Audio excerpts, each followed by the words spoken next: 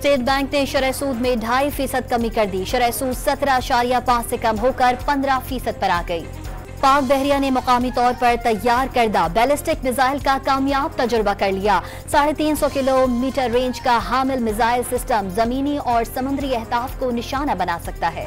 Australia ने पाकिस्तान को पहले वनडे में 2 विकेट से शिकस्त दे दी। 204 रन का हदफ 33वें ओवर में हासिल कर लिया। कैंगरूज को 3 मैचेस की सीरीज में 1-0 की बढ़तरी।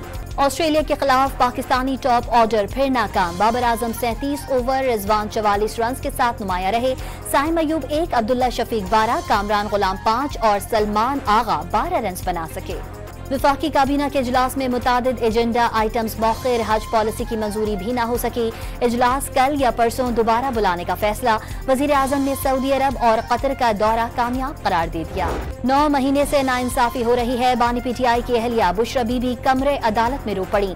इस्लामाबाद की अदालत में दरख्वास्त जमानत पर फैसला महफूज। PIA खरीदने के लिए हर हद तक जाएंगे। वजीर आला खैबर पख्तूनख्वा का ऐलान। शरीफ खानदान कौमी एयरलाइन औने पौने खरीदना चाहता है। अली अमीन गंडापुर का इल्जाम।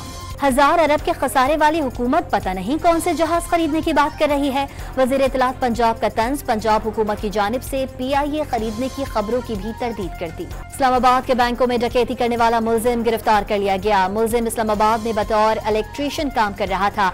DIG की न्यूज कॉन्फ्रेंस। नौशकी में सिक्योरिटी फोर्सेस की गाड़ियों पर दहशतगर्दों की फायरिंग। फोर्सेस की जवाबी कार्रवाई में एक हमला आवर हलाक हो गया।